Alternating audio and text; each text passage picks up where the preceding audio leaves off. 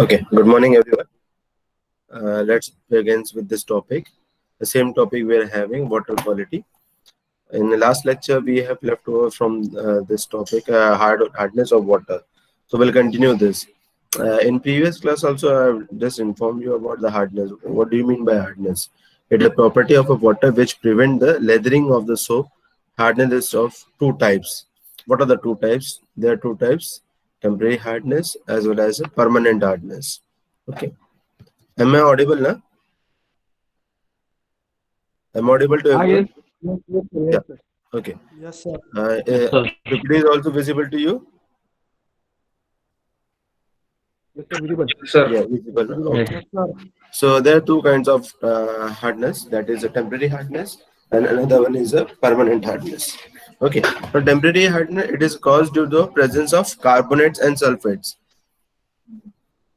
Because it is the presence of carbonates and sulfate. Kindly note this two terms: carbonates and sulfate of calcium and magnesium. I repeat, it is a carbonate and sulfate of calcium and magnesium. It is simply removed by boiling. This is a very simple method and very easy kind of hardness. You can remove it. Another one is a permanent hardness. It is a cause due to the presence of chloride and nitrates. I repeat, it is a presence of chlorides and nitrates of what? Of calcium and magnesium. अब देखो temporary में carbonates and sulphates दिया है, whereas permanent hardness में chloride और nitrate का presence किसका, लेकिन कैल्शियम एंड मैग्नीशियम का. It is just hold on. हाँ राजन, फोन पे है ना, बाद में मिल. हाँ समझ गया मैं. It is removed by a zeolite method. Okay.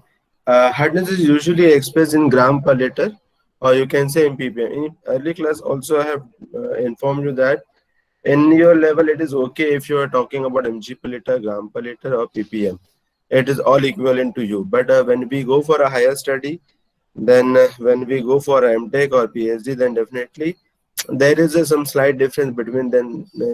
You have to very choosily, very precisely, you have to take the units. Okay. Now in your level it's okay. So you can choose gram per liter, mg per liter, ppm, whatever unit you require, and ask in a question. Okay. So ppm of a calcium carbonate in water. Hardness of water is determined by EDTA method. Uh, this is a titration method which is used in the labs for determining the hardness of a water. Okay, for potable water, hardness ranges from 75 ppm to 115 ppm. Let's see, this is the typical value. I'm sorry. This is the typical value for the hardness, 75 ppm to 115 ppm. Okay, so hardness removal is a big challenge. Like large soap consumption in washing and bathing. If you not remove your hardness from your water, what will happen? आपको मतलब वो soap जो है वो बहुत ज्यादा लगेगा, आपको लार्ज कंजप्शन की रिक्वायरमेंट हो जाएगी जिसमें अपने वॉशिंग या बाथिंग में. ठीक है, तो that is a problem. Fabric when wash become rough and stained with the precipitate. एक minute. Okay. Fabric when washed become a rough and stained with precipitate. आपको जब फैब्रिक है उसका जो क्वालिटी है वो डिग्रेड होते जाएगा क्योंकि due to the presence of hardness. ठीक है, उसका जो सरफेस है वो रफ होते चले जाएगा. Okay. Hard water is not fit for industrial use like textile, paper making, dye and ice cream manufacturing. आप देखो कौन कौन से इंडस्ट्री में it is not feasible. Textile, क्योंकि टेक्सटाइल में large amount of water use होता है. फैब्रिक्स का काम है, वाटर बहुत ज्यादा यूज होता है, आपको उस फैब्रिक्स को बार बार वॉश करना पड़ता है. वॉश करने के लिए आपको मतलब ये सब चीजों का केमिकल्स की जरूरत रहेगी, सोप का जरूरत रहेगा, मेनी थिंग्स विल रिक्वायर्ड. अगर आपका हार्डनेस ज्यादा रहेगा तो आपका ये सब जो डिटर्जेंट है, सोप्स है, वो ये आपको बहुत ज्यादा अमाउंट में यूज होगा. एंड मोर ओवर वाटर है तो hard water is not feasible for the fabrics. Okay, same way paper है तो पेपर मेकिंग में भी आपको वाटर का यूज बहुत ज्यादा होता है. ओके, अगर वाटर में हार्डनेस ज्यादा रहेगा तो yes it may deteriorate the quality of paper as well. And same is with the dye, same is with the ice cream. Okay. The precipitation clog the process on the skin and makes the skin rough. अगर hard water से आप नहाओगे रोज तो क्या होगा, आपका जो skin है उसमें हार्डनेस आ जाएगा, रफनेस हो जाएगा, आपकी स्किन रूखी सूखी हो जाएगी. So this is a big problem. Precipitate can choke pipeline and walls. Yes, this is happening because क्योंकि इसमें कैल्शियम प्रेजेंट है, मैग्नीशियम प्रेजेंट है. जब वो प्रेसिपिटेट होता है तो उसके सरफेस को वो खराब करना शुरू कर देता है. एंड जब ये लार्ज अमाउंट में सब सिल्टेशन होगा, बाद में जब इकट्ठा होगा एक जगह पे, तो there is a high chance of choking of the pipes. अब क्या होता है कि say suppose let me draw this diagram. Say suppose this is your cross section of pipe. ठीक है. अभी क्या होता है कि इसमें आपका ये जो है प्रेसिपिटेशन अगर होना शुरू हो गया तो precipitation will be like this in this surface. आपका जो कैल्शियम मैग्नीशियम का प्रेसिपिटेशन है ये ऐसा रहेगा. अगर आपने इसको मेंटेनेंस बराबर नहीं किया, आपने उसको क्लीन अगर आपने बराबर नहीं किया, at the over of time, at the over of years, what will happen, ये जो है आपका जो ओपनिंग्स है ये क्लोज हो जाएगा, ये ब्लॉक्स कर देगा. अब देखिए इसका actual diameter is this much, but as long as years goes and goes without maintenance, क्या हो जाएगा, ये आपका प्रेसिपिटेशन होते रहेगा, जिसके कारण इसका जो डायमीटर है this will be very small. इसकी वजह से क्या होगा, आपका जो वाटर जाना चाहिए वो जितना पास होना चाहिए, कितना metre cube per hour discharge जो आना चाहिए था, उतना आपको अवेलेबल नहीं हो पाएगा. सो that is a big problem. So it soak the pipeline and walls. Okay. It forms scales in the boiler's tubes and it reduces the efficiency. Yes. Let us talk about your beakers. अगर मैं आपके घरों के beakers की बात करूं, वहीं से मैं शुरुआत करता हूँ. What will happen? से सपोज आपका ये गैस है, गैस के ऊपर आपने क्या रखा, बीकर रखा. आपने बीकर में क्या किया, वाटर को डाल दिया. ठीक है. आपने ये वाटर यहाँ पे बॉईल किया. Now when you boil this water, you will see over a period of time, say for after 1 week, 1 week अगर मैं आप देखते हो तो आप देखोगे कि यहाँ पे slightly this will be a scale formation. यहाँ पे आपका scale formation is what? Scale formation is the precipitation of calcium and manganese. आपका जो कैल्शियम एंड मैग्नीज है वो क्या हो, वो सॉल्ट जो है वो क्या हो जाएंगे, इस सरफेस के साथ में स्टिक हो जाएंगे. अब further what this precipitation try to do is it reduces the transmitting the heat. It reduces the transmitting of heat. आपका ये बर्नर यहाँ पे लगाया आपने, दिस इज योर बर्नर, यहाँ पे फ्लेम आ रहा है, ये क्या कर रहा है, उसको बॉईल कर रहा है. लेकिन जैसे ये स्केल फॉर्मेशन हुआ तो क्या हो जाएगा, ये जो फ्लेम्स हैं इसको ये पानी को गर्म नहीं कर पाएगी. It will be act as a what you can say insulator. ये एक इंसुलेटर जैसे काम करना शुरू कर देगा. ओके. तो आप जितना भी हीट दे रहे हो दैट इज नो यूज, क्योंकि वो उस वाटर को हीट करने दे नहीं रहा है. Okay. That is the problem. So आपका जो एफिशिएंसी है वो रिड्यूस हो गया, आपकी एक्स्ट्रा की एनर्जी उसमें यूज हो रही है. Same thing is happening in the big industries, जहाँ आपके प्रोसेसिंग के लिए बॉयलर्स का रिक्वायर्ड है, तो वहां पे भी सेम फिनोमिना होगा. So that's a big problem. So that's why the scale formation in a boiler tubes reduces the efficiency of that plant. Okay. Or plant or industry. So next is very hard water is not palatable. क्योंकि अगर आपने ये hard water को consume किया, so what will happen कि for once a while it's okay, मतलब बहुत ज्यादा प्रॉब्लम नहीं आएगा. ऐसे नहीं कि हमने साल भर में एक बार हार्ड वाटर पिया तो हमको प्रॉब्लम आ जाएगा, ऐसा कुछ नहीं होता है. लेकिन आपने अगर ये आपके हैबिट में आ गया है और over and over of years अगर ये होते जा रहा है, what will happen, there will be a kidney stone. आपके किडनी में एक स्टोन प्रेसिपिटेट हो सकता है and it may damage your kidney as well. तो जो इंटरनल ऑर्गन्स है उसको काफी प्रॉब्लम होता है, वो डिस्ट्रॉय हो जाता है. So that's why we used to try to avoid the hard water consumption of hard water. Okay. Then when softening is practiced when hardness exceed 300 mg per liter, आपका हार्डनेस अगर 300 mg per litre से बहुत ज्यादा हो रहा होगा तो yes आपको सॉफ्टनिंग करने का रिक्वायरमेंट इज कंपलसरी. इवन 300 भी मैं ज्यादा बोल रहा हूँ, फिर एक्सीड 150 देन आपको सॉफ्टनिंग करना ही पड़ता है. Water hardness more than 600 mg per liter have to reject for a drinking purpose. जिस वाटर में आपका हार्डनेस 600 mg per liter है, आई रिपीट, जिस वाटर में आपका हार्डनेस की वैल्यू 600 mg पर लीटर है या 600 ppm है, ऐसे वाटर्स को हमें ड्रिंकिंग पर्पस के लिए तो अवॉइड करना चाहिए, हम उसको यूज नहीं कर सकते. यस अगर आप उसको ट्रीट कर लोगे, if you reduce lower then 150 value then it's okay, but हमें फिर भी 600 mg पर लीटर के ऊपर में अगर वाटर का वैल्यू, हार्डनेस का वैल्यू है, तो हमें ऐसे वाटर को हमें अवॉइड करना चाहिए. Okay, so as we have discussed, there are two methods for removal of hardness, that is boiling, and another one is your chemical process. So in the same way, let us go with this boiling, freezing, lime addition, lime soda process, excess lime treatment, caustic soda process, zeolite process, demineralization or ion exchange process. So these are the different 8 methods available for the removal of the hardness. Now method 1, 2, 3 are suitable for the removal of the temporary hardness.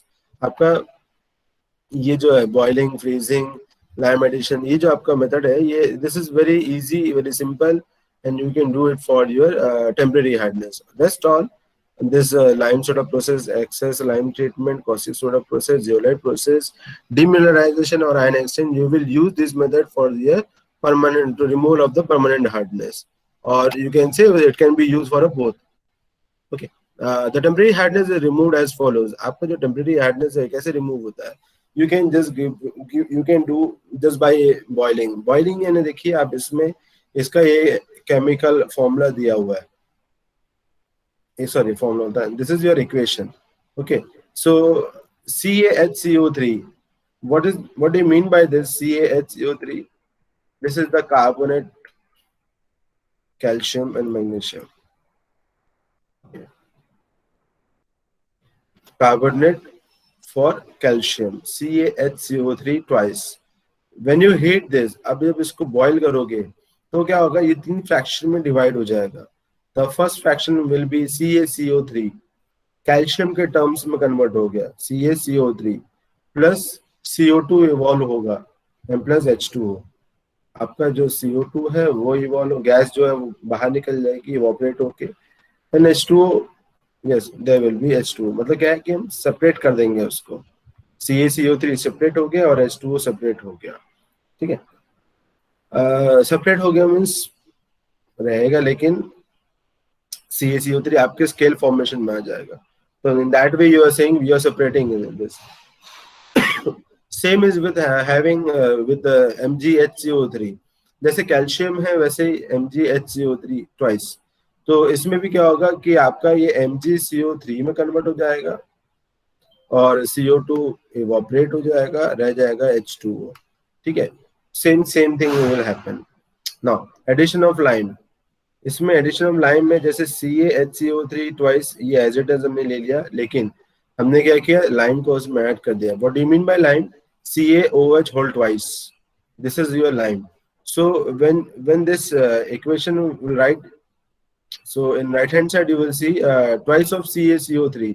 Again ये simple आपके calcium form में convert हो गया, CaCO3, and जो उसका second part रहेगा आपका, that is your H2O, water. जो भी CaCO3 है वो नीचे प्रेसिपिटेट हो जाएगा, सेटल हो जाएगा, और वाटर जो रहेगा वो उसके ऊपर में रहेगा, that will be clean water. अब नाउ इसको बैलेंस करने के लिए यहाँ पे 2 and 2 का यूज किया गया. इस पूरे केमिकल इक्वेशंस को बैलेंस करने के लिए यहाँ पे ट्वाइस दिया है, यहाँ पे ट्वाइस दिया हुआ है. Okay, now next is in the similar manner regarding Mg.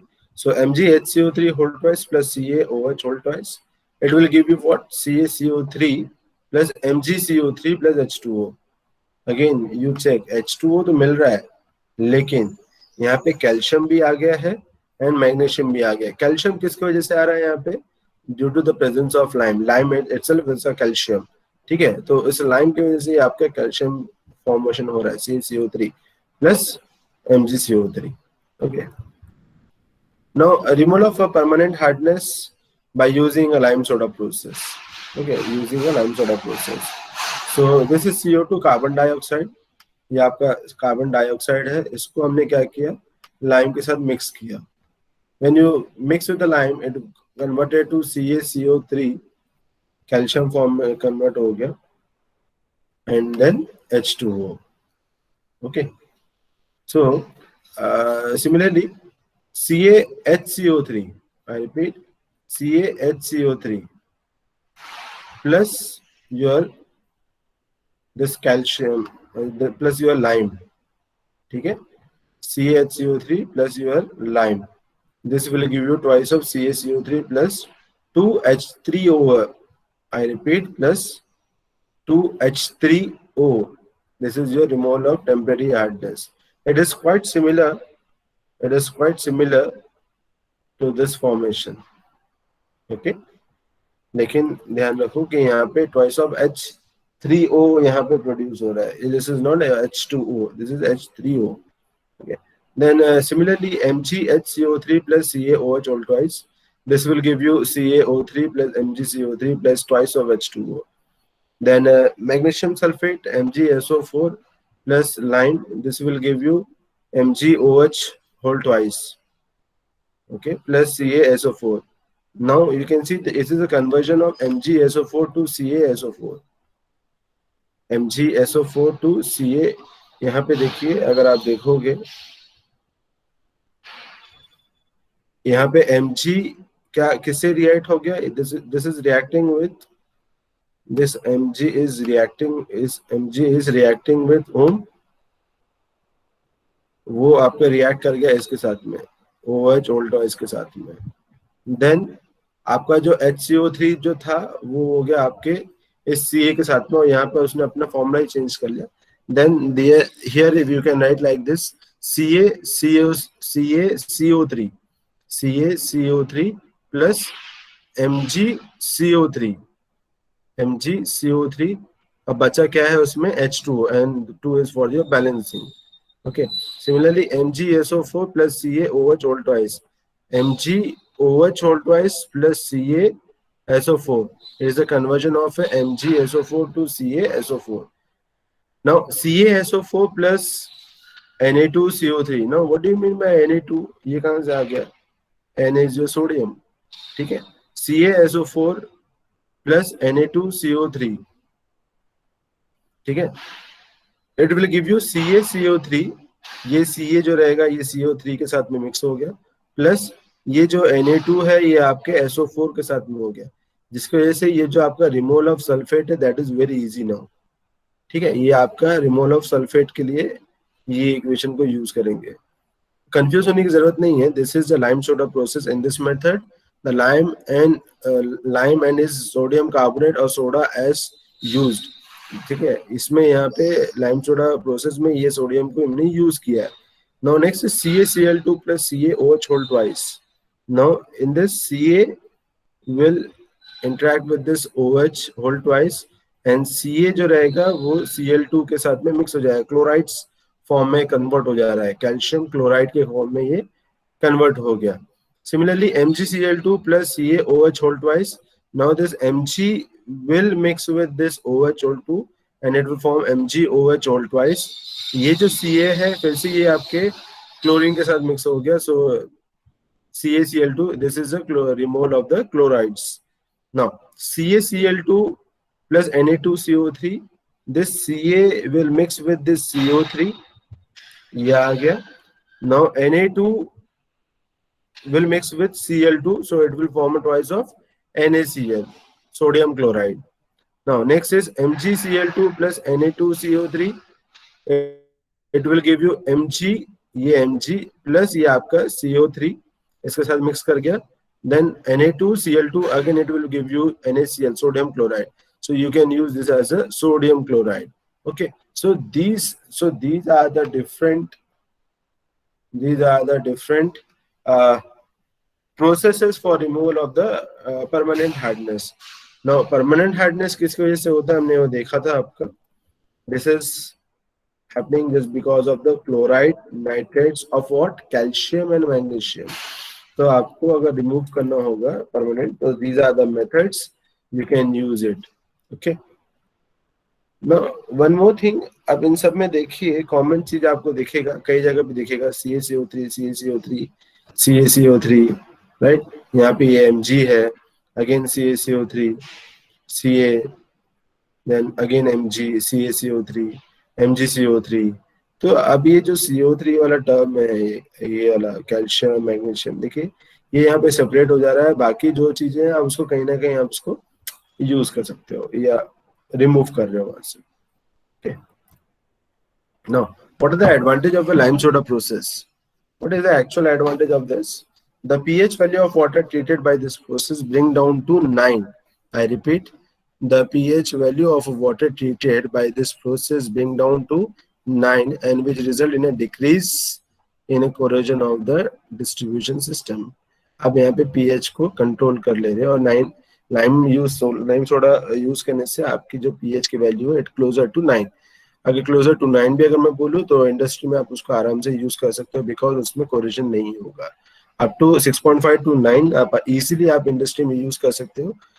ये पर्टिकुलर पीएच के वाटर से कभी भी कोरिजन नहीं होता. less quantity of coagulant will be required if this process is adopted. अगर हमने लाइम सोडा प्रोसेस हमने यूज किया है तो फ्यूचर में जाके आपको कोएगुलेशन बहुत लार्ज अमाउंट में ऐड करना पड़ेगा, ऐसा कुछ रिक्वायरमेंट नहीं है, क्योंकि ये कोएगुलेंट की जगह पे लाइम सोडा एक्ट करेगा एंड पार्टिकल्स को सेटल करेगा. So this is the advantage of that. Next is removal of iron and manganese to some extent. Yes, ये मेथड से आपका आयरन और जो मैग्नीज है वो भी सेटल हो जाता है, प्रेसिपिटेट हो जाता है. Then reduction of total mineral content of water. ये आपके और भी कुछ अगर मिनरल्स प्रेजेंट होंगे तो ये लाइम सोडा प्रोसेस के कारण वो भी सेटल हो जाते हैं. Hardness of water is reduced to 40 mg per litre. That is true, क्योंकि हम सारा कुछ उसी के लिए कर रहे हैं, हार्डनेस को रिड्यूस करने के लिए कर रहे हैं.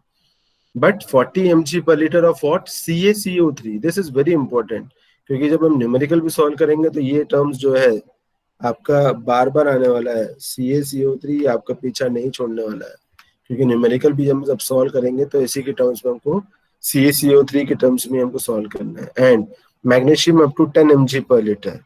Okay, the process is economical and more suitable for a tube and acidic water, where it will not possible to adopt a zeolite process.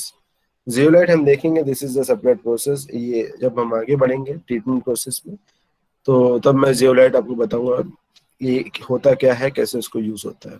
और राइट नाउ आप इसको ध्यान में रखिए कि there is a process like a zeolite process.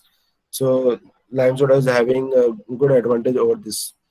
Now it has some disadvantage as well, like a large quantity of sludge formed during this process to be disposed of by some suitable method. क्यों? क्योंकि आप large amount में lime को use कर रहे हो. जब बहुत ज्यादा लार्ज अमाउंट में, अगर लाइक टू टेल यू कि why I'm saying this, say suppose this is your beaker, आपका ये जो है this is completely filled with water. okay, तो हमने क्या किया कि हमने यहाँ पे लाइम को मिक्स किया. हमने क्या किया, लाइम को यहाँ पे मिक्स किया लाइक दिस. ठीक है, और इसको हमने स्टर किया काफी अच्छे से. हमने क्या किया, मिक्स किया, हमने इसको स्टर किया. अब जब हम स्टर करेंगे तो आपका जो लाइम है, लाइम यही सस्पेंडेड में रहेगा क्या? नहीं, कुछ टाइम के बाद क्या होगा, ये जो लाइम है इट हैज सम मास. ठीक है, ये इसको मास है, तो कुछ टाइम के बाद क्या होगा कि आपका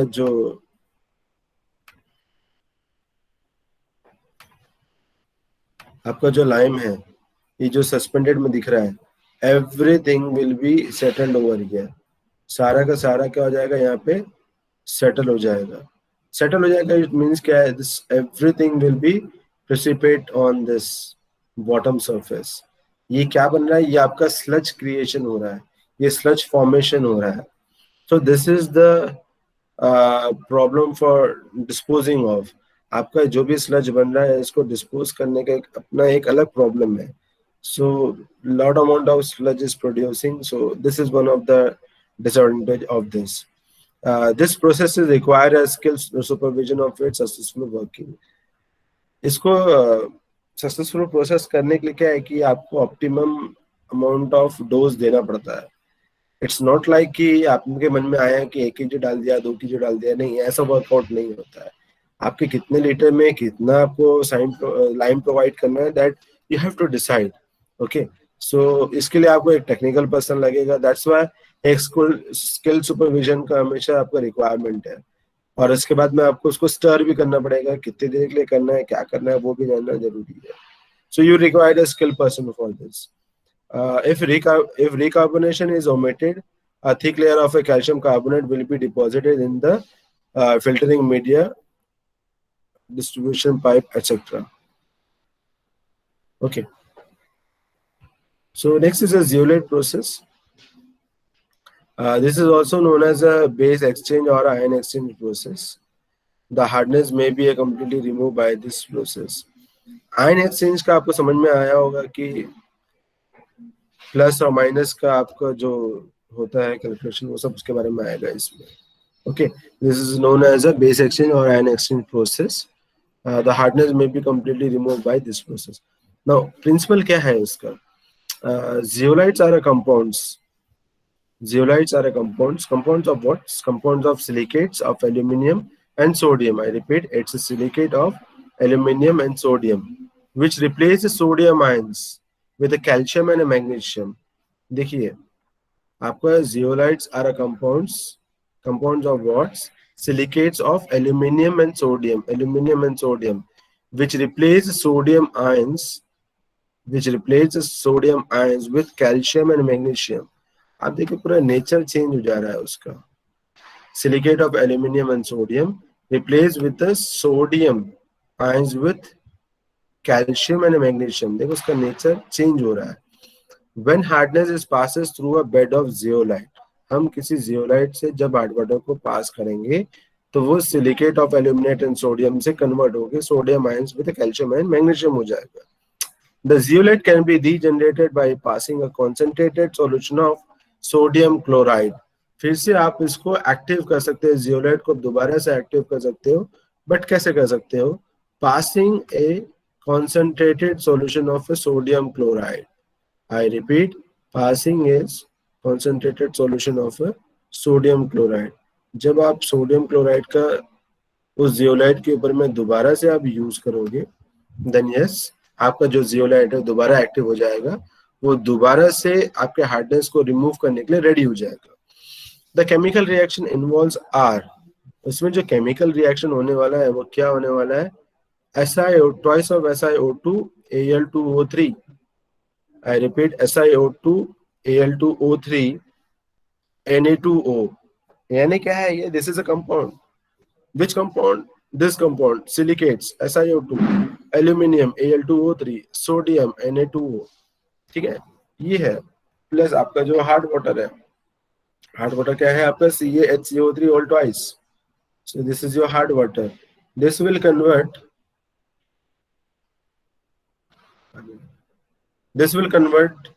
in which form? This will convert in twice of SiO2. It will convert in twice of SiO2 Al2O3. देखो इतना पोर्शन सेम है, SiO2 Al2O3, SiO2 Al2O3. But क्या ऐड हो गया? कैल्शियम ऑक्साइड इसमें ऐड हो गया. यहाँ Na2 को रिप्लेस कर दिया गया है, Ca ले लिया. सो क्या हो गया? Calcium oxide, CaO. यहाँ पे SiO2 Al2O3 Na2O था, लेकिन Na2 को रिप्लेस करके यहाँ पे Ca आके बैठ गया. Okay, plus twice of NaHCO3. यहाँ पे देखो HCO3 इज कॉमन, लेकिन कैल्शियम की जगह कौन आ गया? यहाँ कैल्शियम की जगह पे आपका Na आ गया. So it is twice of NaHCO3. Sodium ions with calcium and magnesium, right. देखो कैल्शियम ने आके जगह ले लिया अपना, और उसने फिर पूरे इक्वेशन को चेंज कर दिया.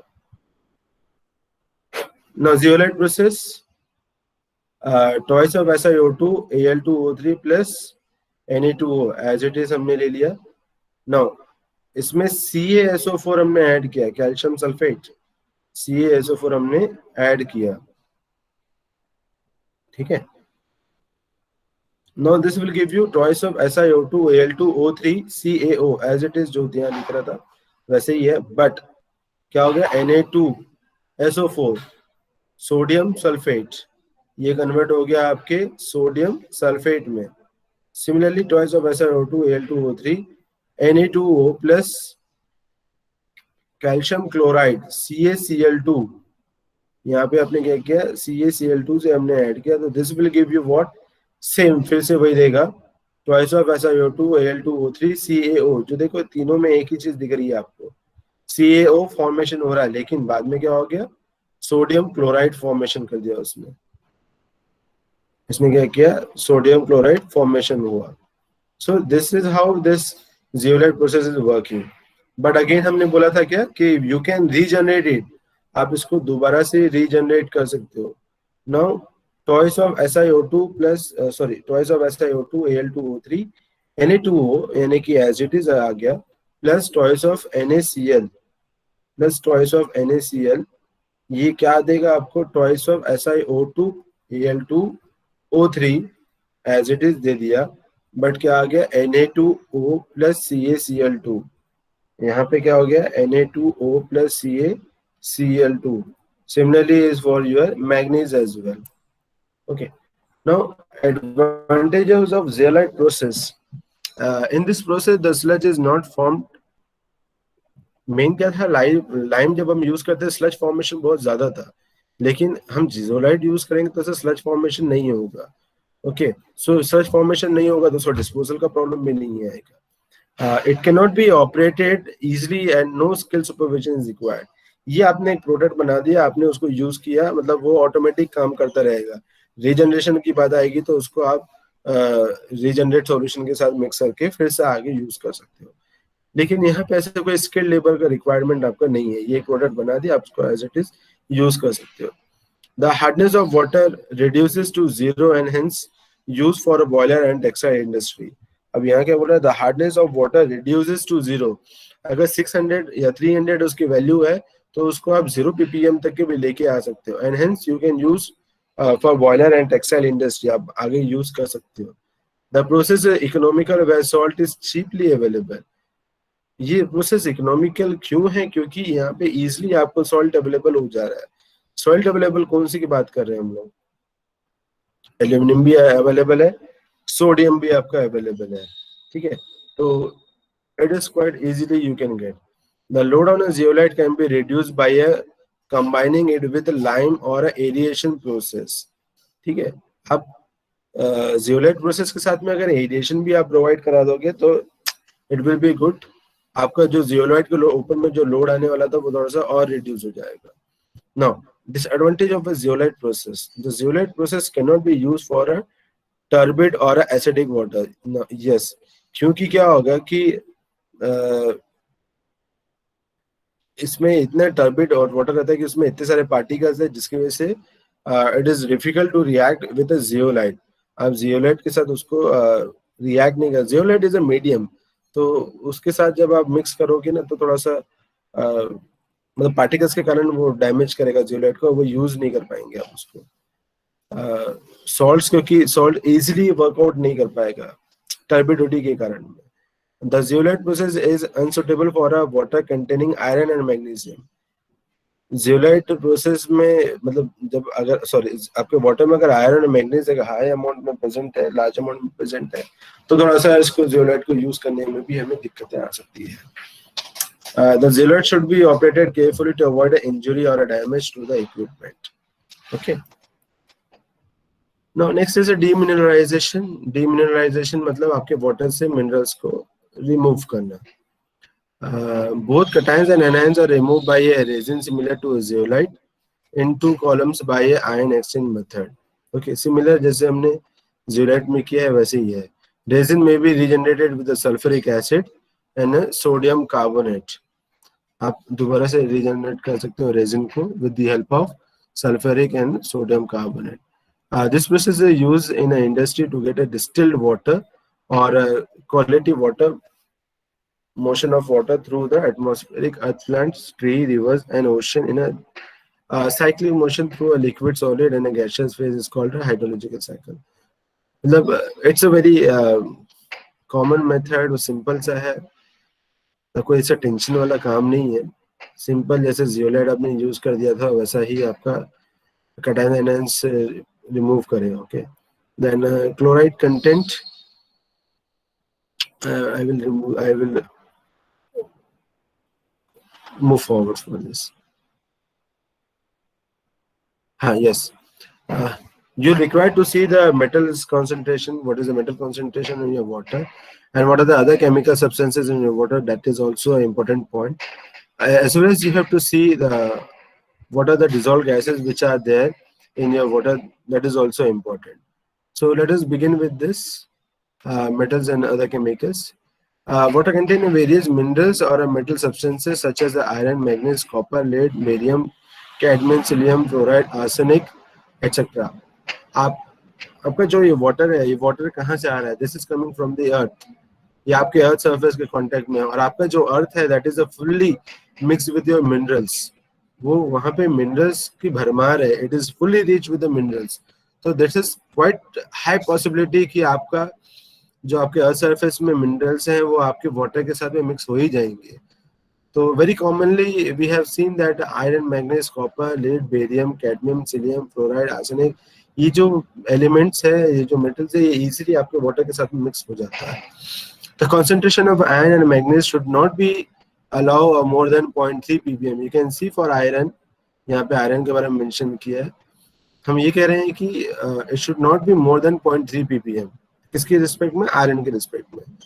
Access will cause a discolorization of a clothes during washing in a institution in the water means due to a deposition of a ferric hydroxide and a manganese oxide. अब क्या है, iron के बारे में हम सबको पता है कि आयरन भी वन ऑफ द एलिमेंट है जो आपके वाटर का कलर चेंज कर सकता है, क्योंकि इसमें फेरस कलर जो रहेगा वही फेरस कलर आपके वाटर में भी अपीयर होने के चांसेस है. कई बार होता है कि हमको वाटर थोड़ा सा रेडिश कलर में दिखता है, तो that is due to the presence of ferrous. उसके कारण होता है ये चीज. अगर आपके वाटर में आयरन क्वांटिटी बहुत ज्यादा है तो इट इज बट नेचुरल कि आपका जो फैब्रिक है, वो जो आपके क्लोथ्स हैं, वो बहुत जल्दी डैमेज हो जाएंगे. उसका सरफेस जो है बहुत जल्दी डिस्ट्रॉय हो जाएगा. Okay, and of course this is also not good. Ferrous is not good for your water main system deposits, क्योंकि वहाँ पे ferric hydroxide and magnesium oxide के प्रेजेंस के कारण आपका जो रस्टिंग है वो होने के चांसेस आपके बढ़ जाते हैं. So that is not good. So lead and barium are very toxic. Lead and barium आपको टॉक्सिक होता है. Same is with your arsenic as well. Fluoride is also toxic element. Okay, low ppm of these are allowed. मतलब इसका जो concentration है वो water में कम रहना चाहिए. Arsenic, selenium are poisonous. See, यहाँ पे लीड एंड बेरियम को टॉक्सिक करके बोला है, आर्सेनिक एंड सिलियम को पॉइजनस करके बोला है. and may cause it totally, therefore they must be removed totally.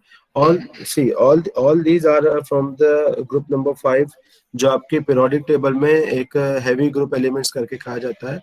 ये वो सारे एक ही ग्रुप के हैं. they all are toxic elements or are poisonous elements. वही सारे इसमें mention भी है. Now human beings are affected by a presence of a high quality of a copper in the water. Yes, always it is copper is always present in a high amount in your drinking water. Somehow it's good. अगर water present है आपके copper present है आपके water में तो okay है, लेकिन that is not okay for a human being, क्योंकि समहाउ किडनी स्टोन होके फिर आपके बॉडी को भी डैमेज कर सकता है. ऐसा नहीं है कि सिर्फ वाटर हम पी रहे हैं, इनटेक कर रहे हैं तो सीधा किडनी में जाएगा, ऐसा नहीं है. Sometimes it converts to your in bloods, और sometimes it requires the body, your body required this elements. ऐसा नहीं है कि आर्सेनिक को हमको कंप्लीटली रिमूव करना, ऐसा नहीं होता. हमारी बॉडी में भी आप देखोगे, if you do chemical analysis of body as well, तो ये जो चीजें बोल रहा हूँ, आयरन हो गया, मैग्नीज हो गया, कॉपर हो गया, लीड हो गया, ये आपकी बॉडी में भी प्रेजेंट है. लेकिन excess amount of water is not good. You can see, यहाँ जैसे एग्जांपल के तौर पे बता रहा हूँ कि आयरन में बोला है कि 0.3 ppm, हमारी बॉडी में भी आयरन है लेकिन इस पर्टिकुलर लिमिट से काफी कम है। ये this is too much, this is a very high amount, ये 0.3 ppm हो गया। आपने देखा होगा फूड में भी आपको कई बार बोलता है कि इसमें ये आयरन रिच है, ये अच्छा होता है, ये खाना चाहिए, क्योंकि हमारे रेड ब्लड सेल के लिए भी आयरन क्वांटिटी रिक्वायर्ड है। लेकिन to much is also dangerous. अगर टू मच होगा तो एक आयरन मैन बन जाओगे। एक मजाक भी ऐसा है उसका कि it's not too, iron is too much is not good for health. Okay, laxative effect is caused in a human body due to excessive presence of a sulfate। Sulphate भी हमारे बॉडी में है लेकिन excessive sulphate is very dangerous. क्यों वो laxative effect produce कर सकता है हमारे ह्यूमन बॉडी के अंदर में। Okay, now dissolve gases, oxygen and carbon dioxide, O2 and CO2 की बात कर रहे हैं हम लोग। Oxygen and carbon dioxide are the gases mostly found in the natural water. ये बहुत आसानी से आपको आपके वाटर में अवेलेबल है। The surface water contain large amount of dissolve oxygen. आपका जो सरफेस वाटर है वो लार्ज अमाउंट में आपका डिसॉल्व ऑक्सीजन को कैरी करता है। Why we are saying it is carry a larger amount of dissolve oxygen, because this, because that your water surface layer is directly in contact your atmosphere। Atmosphere में क्या है, आपका oxygen और आपका CO2 है। ठीक है, तो इसीलिए आपका जो सरफेस वाटर है वहां पे ऑक्सीजन भी अवेलेबल है और आपका डिसॉल्व आपका और आपका CO2 भी अवेलेबल है। But yes, it is a fully rich with your oxygen because they absorb it from the atmosphere। Okay, algal and other tiny plants life of water also give oxygen to the water।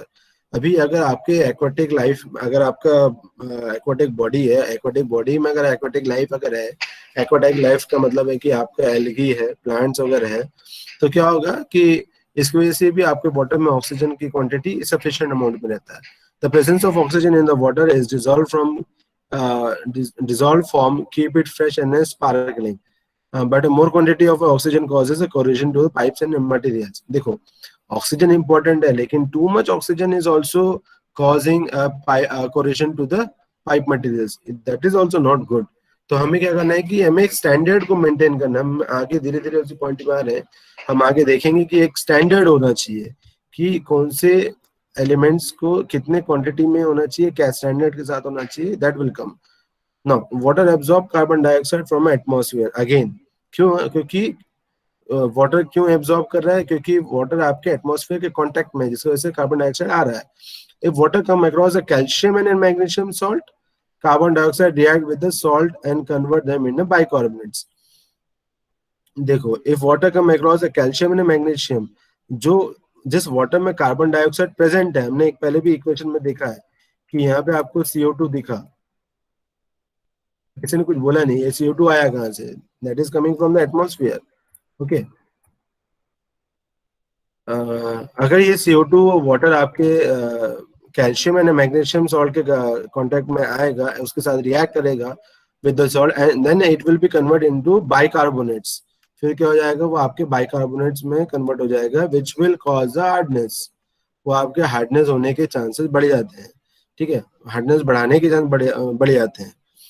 The presence of carbon dioxide is easily determined by adding a lime solution to water, giving a milky white color।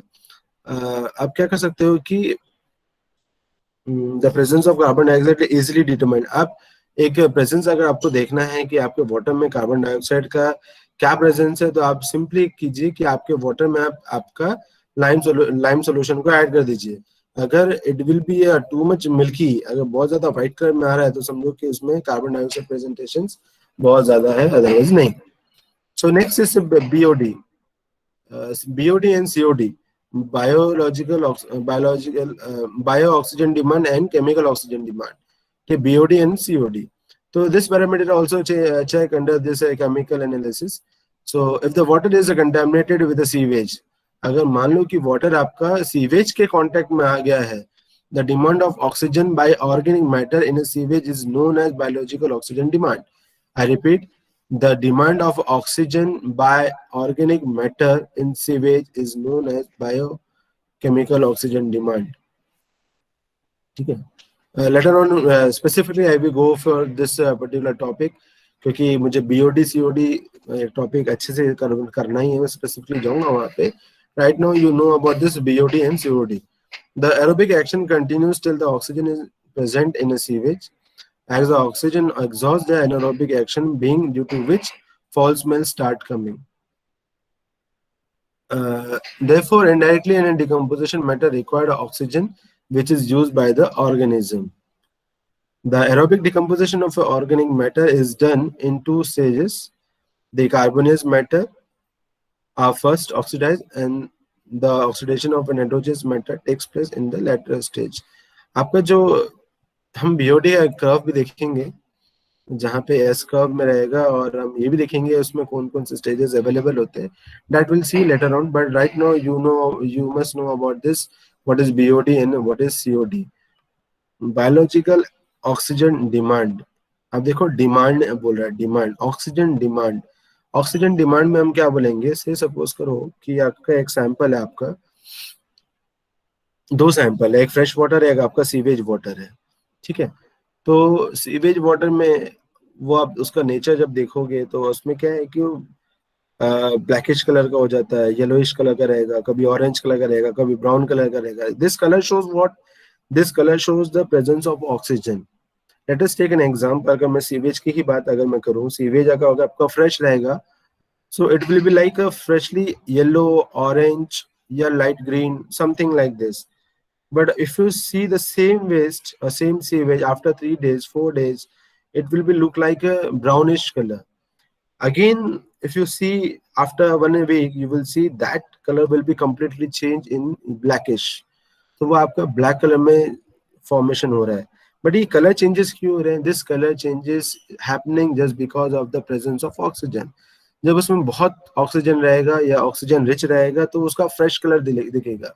लेकिन जैसे जैसे उसमें से उसका oxygen remove होगा, extract होगा, निकलेगा वहां से, वैसे वैसे उसका जो कलर है वो भी आपका चेंज होता रहेगा. ओके, तो जो जितना पुराना होगा, जो सीवेज जितना पुराना होगा, उसमें ऑक्सीजन डिमांड का रिक्वायरमेंट बढ़ते जाएगा. आई रिपीट, उसमें ऑक्सीजन डिमांड बढ़ेगा. आपका फ्रेश अगर सीवेज है तो उसमें कितना ऑक्सीजन की जरूरत है, मतलब that is fully rich with oxygen, तो उसमें ऑक्सीजन की जरूरत नहीं है. लेकिन जैसे जैसे वो दिन बढ़ते जा रहे हैं, उसका कलर चेंज होता रहा है. इसका मीनिंग क्या है कि उसको ऑक्सीजन का रिक्वायरमेंट ज्यादा है. This is known as your oxygen demand. ठीक है, नाउ अब ये जो ऑक्सीजन डिमांड है किस रिस्पेक्ट में बोल रहे हैं हम लोग, बायोलॉजिकल पॉइंट ऑफ व्यू से. हम बात कर रहे हैं यहाँ पे केमिकल पॉइंट ऑफ व्यू से. तो बायोलॉजिकल ऑक्सीजन डिमांड यानी decomposition matter require, I repeat decomposition matter required. decomposable matter required oxygen. Decomposable matter required oxygen, that is BOD. अगर हम ऑर्गेनिजम्स की बात करेंगे तो वो बायोलॉजिकल ऑक्सीजन डिमांड कहलाएगा. लेकिन हम केमिकल के थ्रू बात करेंगे then it will be terms as a chemical oxygen demand. Later on we'll see very deeply we'll see about this COD and BOD, because this is only the just building block for your this environmental too. उसके लिए आपको ये sewage से deal करेगा, तो वहाँ पे आपको इसका बहुत जरूरत है. Even if you go in a final year तो वहाँ पे इंडस्ट्रियल वेस्ट ट्रीटमेंट, वहाँ पे इसका बहुत जरूरत है. Bacterial and microscopic characteristics. अब देखो धीरे धीरे हम लोग कन्वर्ट में, अभी हम लोग का केमिकल वाला पार्ट खत्म हो गया, फिजिकल हो गया था, केमिकल हो गया था. Now we are just moving ahead with the biological characteristics. The examination of a water for the presence of bacteria is important for a water engineer from the viewpoint of public health. हम public health के point of view से ही बात कर रहे हैं, तो उसका examination भी हमें उसी के तौर पे होना चाहिए. ठीक है, लेकिन एक important बात ये है कि आपके पास जो water आ रहा है, whether it is having a bacteria or it is a bacteria free, तो ये आपका जानना भी बहुत जरूरी है. See, there are so many things. Bacteria बहुत काइंड के होते हैं, बहुत टाइप के होते हैं, उसके क्लासिफिकेशन बहुत सारे हैं. आप जहां देखोगे वहां बैक्टीरिया माइक्रो ऑर्गेनिजम्स प्रेजेंट है। बैक्टीरिया नहीं बोलना चाहिए, मुझे माइक्रो ऑर्गेनिज्म बोलना चाहिए। आप जहां पे भी देखोगे, जहां पे भी आप नजर फैलाओगे, तो हर जगह पे आपका माइक्रो ऑर्गेनिजम्स प्रेजेंट्स है। मतलब अगर आप ये चार्जर की बात करोगे तो भी इसमें माइक्रो ऑर्गेनिज्म है, आप इसके मोबाइल की सर्विस की बात करोगे तो भी उसमें माइक्रो ऑर्गेनिज्म है, आप खाना खा रहे हो या आपके हाथ में, हर जगह पे माइक्रो ऑर्गेनिज्म है। But it's same with bacteria, bacteria micro organism दोनों। बट सारे बैक्टीरिया, सारे माइक्रो ऑर्गेनिज्म हार्मफुल है ऐसा नहीं होता है। ठीक है, आई रिपीट, सारे बैक्टीरिया एंड सारे माइक्रो ऑर्गेनिज्म हार्मफुल है ऐसा कतई नहीं है। आप ध्यान दोगे कभी तो रोज आपका दूध रखा हुआ है, 1 दिन का 2 दिन का, उसमें थोड़ा सा साइट्रिक एसिड डालो, देन फिर वो आपका दही में कन्वर्ट हो जाता है। Why it is happening? उस वो भी क्योंकि आपके बैक्टीरिया उसमें प्रेजेंट है, उसे वो दही में कन्वर्ट कर रहे हैं। इसका मतलब ये नहीं है कि वो बैक्टीरिया, वो माइक्रो ऑर्गेनिजम्स खराब है ना, it is not like that. सारे बैक्टीरिया खराब होंगे ऐसा नहीं होता, सारे माइक्रो ऑर्गेनिज्म खराब ऐसा नहीं होता है। एंड मोर ओवर, ये जितने भी बैक्टीरिया माइक्रो ऑर्गेनिज्म है, ये सभी एक पर्टिकुलर टेम्परेचर में सरवाइव करते हैं। They are surviving from 0 to 100 degree centigrade. सारे टेम्परेचर में वो सरवाइव करते हैं। Most it is set like this कि जो आपके 70-80% बैक्टीरियाज हैं वो 60% डिग्री या 50% डिग्री तक के खत्म हो जाते हैं, मर जाते हैं। लेकिन कुछ बैक्टीरिया ऐसे भी हैं जो मोर देन 50% या 60%, sorry, more than 50 degree centigrade या 60 डिग्री सेंटीग्रेड के ऊपर में सर्वाइव करते हैं। सो मतलब वेराइटीज बहुत सारे हैं। The bacteria may be harmless to mankind और हार्मफुल टू मैनकाइंड। जस्ट मैंने आपको जस्ट थोड़ी देर पहले बोला कि bacteria may be useful for you और it may be harmful for you. It is there. The former category is known as a non-pathogenic bacteria, and the latter category is known as a pathogenic bacteria. Yes, bacteria दो type के हैं, pathogenic and non-pathogenic. Many of the bacteria found in water are derived from air, soil and vegetations.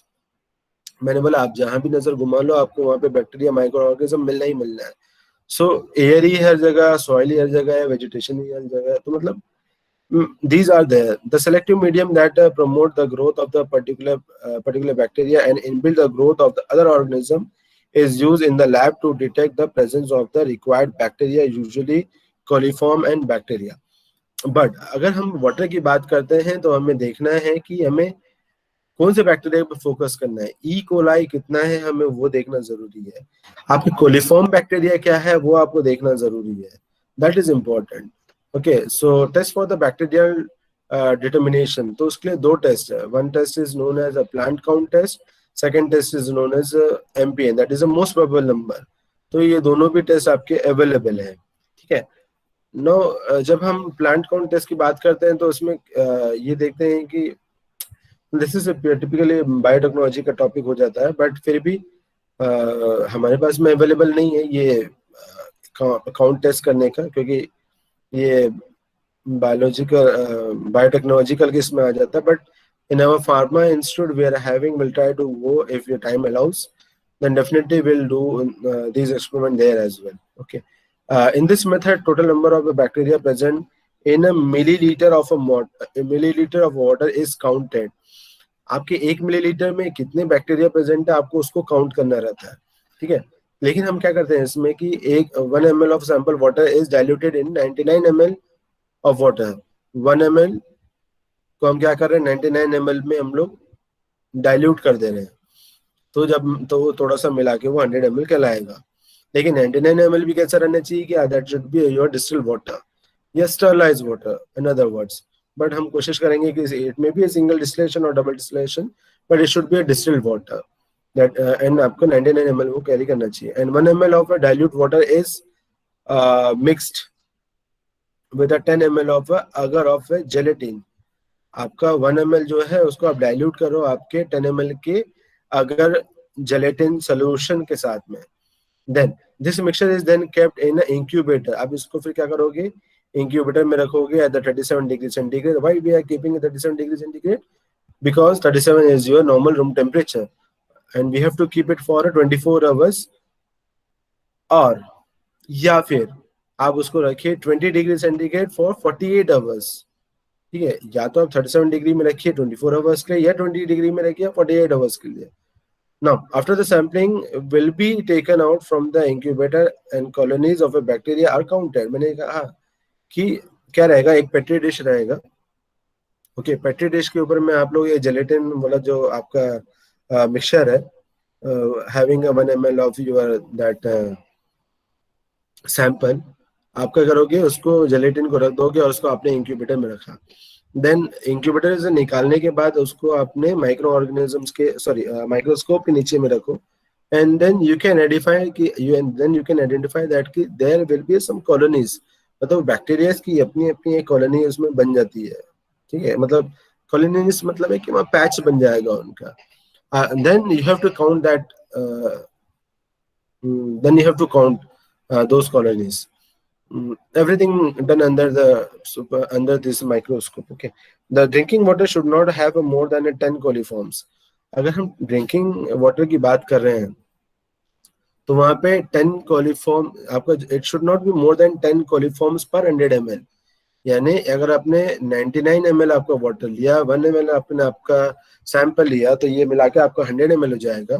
तो ये 100 ml में आप जब उसको after incubation आप जब देखोगे माइक्रोस्कोप के नीचे में, तो वहां पे 10 कोलिफॉर्म यानी 10 कॉलोनीज जो है, 10 पैचेस जो है, वो अगर उससे ज्यादा होता होगा तो आप इसको यूज नहीं करना चाहिए फॉर द ड्रिंकिंग पर्पस, क्योंकि वहां पे बैक्टीरियल ग्रोथ बहुत ज्यादा है। इसका मीनिंग क्या होता है कि it has a bacterial growth, वहां बहुत ज्यादा बैक्टीरियल ग्रोथ है, which is not good for you. So this is the one method. Another method is the MPN test. That is the most probable number.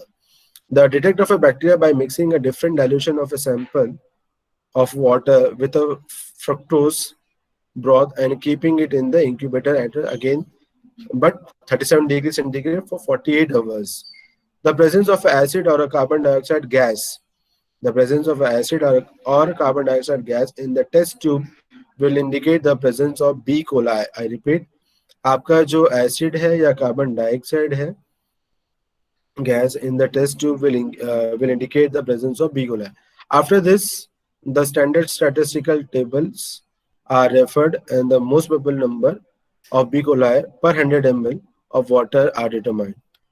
For drinking water, the MPN should not be more than 2.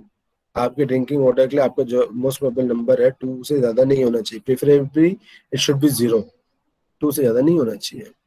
Now one more thing you have to see over here, what are the waterborne diseases?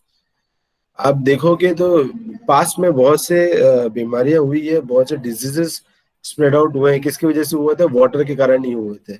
इसमें से cholera आपका बहुत famous है, gastro बहुत famous है, typhoid भी famous है, एमोबिया वो भी आपका फेमस है, डायरिया, पोलियो, हेपेटाइट्स, लेप्टोस्पिरोसिस, ये सारी चीजें भी कहाँ से आया था? ये सारी चीजें आपके वाटर के वजह से ही हुआ था। Okay, now excess of a fluoride present also, this is also a serious issue.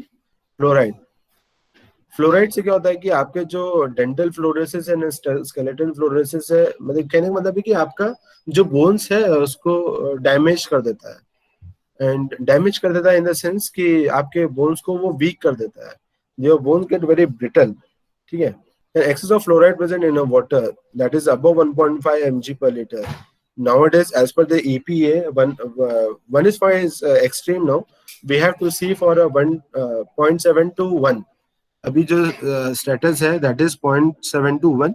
But this is the very latest one. But क्या होता है कि बहुत लंबे टाइम से as per IS code 1.5 mention है, इसलिए यहाँ पे भी 1.5 mention किया है मैंने। Above 1.5 mg per liter causes disease like a dental fluorosis and skeletal fluorosis. Dental fluorosis यानी कि आपके दांत में किसी के दांत देखना बहुत ज्यादा ऐसे पीले हो जाएंगे या खराब हो जाएंगे या उसका कलर रिमूव हो जाएगा, that is known as dental fluorosis. Skeletal fluorosis means कि आपके जो बोन्स हैं ये this will be very brittle और ये स्ट्रेट ना हो कि आपके जो बोन्स हैं ये कर्व शेप में हो जाएगा इस तरह से। वैसे ही अगर आपके लेग्स ऐसे नॉर्मल आदमी के लेग्स ऐसे स्ट्रेट रहते हैं, बट स्केलेटल फ्लोरोसिस में कैसा होता है कि आपके जो बोन्स है वो ऐसे रिकेट्स फॉर्म में हो जाएंगे। रिकेट्स यानी कैसे? वो ये कर्व शेप हो जाएगा। ठीक है, तो थोड़ा सा उसका स्ट्रेंथ कम हो जाता है बोन्स का। This is a permanent This is that a weakness the bone structure. The patient become immobile and bedridden. Very dangerous. But ऐसा नहीं कि अगर आपने एक मतलब फ्लोराइड वो कंटेनर वाटर एक दिन में पिया 2 दिन में पिया तो आपको प्रॉब्लम आएगा, ऐसा नहीं है. It happen just because of the prolong use of the same water, तो ही इसमें प्रॉब्लम आता है. Excess of a nitrate in a water causes in a methamoglobinemia or a blue baby symptom in infant. Nitrates भी अगर बहुत ज्यादा होगा, nitrates किसका फॉर्म है? नाइट्रोजन का फॉर्म है. अगर नाइट्रोजन का फॉर्म अगर बहुत ज्यादा इनहेल हो गया तो आपकी जो बॉडी थोड़ी सी पॉइजनस हो जाती है, वो ब्लू कलर में कन्वर्ट हो जाता है. It affect the haemoglobin. क्यों? क्योंकि सीधा का सीधा वो आपके ब्लड में जाके मिक्स हो जा रहा है, आपके हेमोग्लोबिन से मिक्स हो जाता है. And then it reduces its capacity to transport oxygen to the cells. Nitrate in the water are caused by industrial effluents, agriculture runoff, etc. Now, toxic ions of a chromium, lead, arsenic, and a pesticide in the water causes diseases affecting the kidney, liver, and a high blood pressure. It may be a paralysis may happen or cancer may happen. After ultimately, that may be the last stage. These toxic substances are due to industrial effluents reaching the surface and groundwater resources. Okay, so here I have shown. Here I am trying to show some uh, data, some stats जो आपको बताएगा कि आपका अगर आपने sample collect किया, normally we do grab sampling, हम grab sampling करते हैं, लेकिन हम अपने सैंपल को किस तरह से प्रिजर्व करना चाहिए, that is very important. So some experiment here it is listed. और सेकंड कॉलम आपका प्रिजर्वेटिव है और मैक्सिमम होल्डिंग टाइम भी वहां पे दिया हुआ है. If you talk about a BOD, then अगर आपने बीओडी का सैंपल लिया तो आप कितने दिन में या कितने टाइम में उसको अपने करना चाहिए, आप कैसे उसको प्रिजर्व करना चाहिए. You can preserve your sample in 4 degree centigrade, but maximum holding time is 4 hours. आपको 4 आवर्स के अंदर अंदर में आपका टेस्ट परफॉर्म कर लेना चाहिए. Same is happening with your calcium. Again you can preserve it for 4 degree and maximum holding time is you can do before 7 days. Same is with chloride. Okay, now COD, chemical oxidant demand. Again, you have to preserve it in 4 degrees centigrade, and maximum you can do the experiment by 24 hours, within 24 hours. Next is dissolved oxygen. Yes, for this particularly you have to fix it there only. जो भी आपका source side होगा वहीं पे आपको उसे fix करना चाहिए. मतलब कहने का मतलब है कि वहीं पे तुरंत में ही आपको कर लेना चाहिए. ओके, और मान लो somehow if you preserve it, तो आपको एनी हो 6 घंटे के अंदर में उसको टेस्ट कर लेना चाहिए. Now same is for fluoride. Fluoride के लिए है 4 degree centigrade preservation criteria, and maximum आप उसको 7 दिन तक होल्ड कर सकते हो. मैग्नीशियम भी सेम है जैसे आपको फ्लोराइड है. नाइट्रेट है, नाइट्रेट अगर आपको निकालना है तो आपको 24 घंटे में कर लेना चाहिए या 4 डिग्री सेंटीग्रेड में होल्ड करना है. पीएच के लिए नहीं है, but yes you have to do within 6 hours. Phosphorus के लिए कोई स्टैंडर्ड्स नहीं दिया है, आप बाद में भी निकाल सकते हो, या उसको कोई टिपिकल टाइप नहीं है. डिसॉल्व सॉलिड्स, तो dissolve solid filter on a side using a 0.45 micro filter. आपने अगर कैल्शियम, अगर आपने केमिस्ट्री में कभी आपने एक्सपेरिमेंट किया होगा आपके लैब में, तो वहां पे राउंड कलर का आपने एक फिल्टर पेपर यूज किया है, that is known as a membrane paper. तो जो मेम्ब्रेन पेपर है उसका जो पोर साइज है that is 0.45 micrometre. Okay, and yes you should do before 24 hours. Now next is inorganic. You can preserve it in a 4 degrees centigrade, a maximum up to 24 hours. Same is ortho, 4 degrees centigrade and 24 hours. Then total solids, uh, 4 degrees centigrade, and yes, you can take till 1 month. Potassium, 4 degrees centigrade and 7 days. Specific inductance, 4 degrees centigrade and 24 hours. Sodium, 4 degrees centigrade and 7 days. Now let us talk about this heavy metals. अभी heavy metals में cadmium की बात करें हम, तो 2 ml concentrated nitric acid per litre आपको ऐसे में उसको प्रिजर्व करना पड़ेगा. And max to max you can take reading up to 6 months. The same is having with the chromium, copper, iron, lead, nickel, zinc.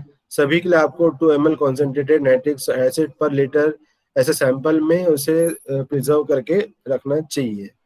So that is all about the preservation of your sample. Now this is the last slide for today's topic. So here you can see there are 4 columns, serial numbers. The next is characteristics. The normality. This is a normal reading, that is acceptable values. Then maximum permissible limits. This is a typical value which is given by IS standards. Okay, and worldwide it is used. The temperature should be 10 degree to 15 degree centigrade. उसके लिए कोई maximum permissible limit available नहीं है. Turbidity के लिए जो normal जो acceptable values है दैट इज 2.5, बट समहाउ अगर 10 भी रहेगा तो भी आप काम चला लोगे. मतलब देखो यहाँ पे 2 वैल्यू दिया है, one is acceptable value, another one is maximum permissible limits. आज भी इंडिया में ऐसी जगह पे है जहाँ पे वाटर सोर्स मिलना ही मुश्किल है, ठीक है. तो वहां पे आप कहाँ अच्छा पानी ढूंढते फिरोगे. अच्छा पानी यानी क्या, this is the acceptable value, acceptable limit. अगर आपको ये एक्सेप्टेबल लिमिट का पानी नहीं मिल रहा है, अगर वाटर अवेलेबल नहीं है, इसका मीनिंग क्या ये होगा कि हम पानी नहीं पियेंगे. Of course will drink water. Okay, और of course will drink water, लेकिन प्रिकॉशन लेना है. आपको प्रिकॉशन क्या लेना है कि अगर वो ये लिमिट तक होगा तो इट इज क्वाइट ओके, आप उसको यूज करो. मतलब एकाएक आपकी तबीयत खराब होगी ऐसा नहीं है. बहुत ज्यादा इसको आपको यूज करते रहे तो बहुत लंबे टाइम के बाद प्रॉब्लम आया तो आया, ठीक है. But these are the acceptable values and these are the maximum permissible limit. ठीक है, अब मैक्सिमम इतने तक आप जा सकते हो, और वो भी जाने के बाद भी उसको आपको ट्रीटमेंट करना पड़ेगा. ऐसा नहीं कि आप उसे डायरेक्टली आप ले लोगे, ऐसा नहीं होता है. That is a maximum higher side value. So let us talk about turbidity. तो acceptable value is 2.5 and permissible limit is 10. अगर 10 के बाहर का होगा तो you discard for drinking water. The color, the acceptable value is 5 and permissible limit is 25. But in the scale of cobalt scale, platinum cobalt scale, taste and order, it should be unobjectionable. ठीक है, यहाँ पे देखो blank रखा है. अगर test and order कैसा भी पानी आप पी सकते हो तो पियो, but it should be unobjectionable. Now next is pH. For accept it 7 to 8.5 is the acceptable value. Maximum limit is 6.5 to 9.2. Now कई लोग इसको TDS बोलते हैं, total dissolved solids. So acceptable value is 500. Maximum limit is 1500. Total hardness mg per liter in terms of CaCO3. देखो ये आ ही गए यहाँ पे. In terms of CaCO3, the normal acceptable value is 200. And maximum permissible limit is 600. Chloride as a Cl 200 and 1000. Sulfate as a SO4 200 and 400 maximum. Nitrate acceptable is 45, maximum is 45. Fluoride acceptable is 1 and maximum is 1.5. मैंने आपको थोड़ी देर पहले ही बताया था, value should be between 0.7 to 1. Now calcium in terms of Ca, acceptable value is 75 and permissible is 200. Then magnesium 30 to 120 and maximum is 150.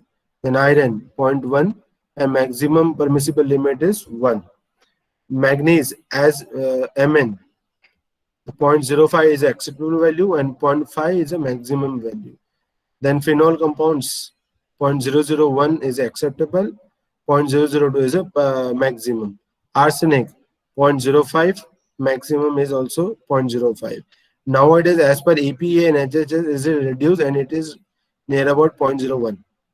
Now, chromium 0.05 and permissible limit is 0.05. Then cyanide poison होता है, सबको पता है. ये सब आपके poisonous elements में ही आ रहे हैं, ठीक है. ये सर आपको poisonous element, toxic elements है. Cyanide 0.05 and 0.05. Then coliform count per 100 ml of water sample. Acceptable is 0. Maximal का नहीं, कुछ बोला ही नहीं है. So this is all about the today's class, and we have completed the quality standards of water. In next class we'll go for the treatment of water. Okay. So if you have any question you can ask. or else you can leave, but before leaving the class just punch your roll number in this chat box. Like अगर जिसका 01 है तो please 01 पंच करो और फिर बाद में leave करो. कोई 02 है तो कोई 02. Yes, good. Like this only. जब भी आपका क्लास हो तो you punch your roll number and then you can left. और एक बार दे दिया तो इट्स सफिशिएंट. आप अपना ही दीजिएगा, दूसरे का देना नहीं. दूसरे का दोगे तो वो प्रॉक्सी में काउंट होगा. और यहाँ पे भी हमको भी समझ में आता है कौन कब प्रेजेंट है करके. ओके.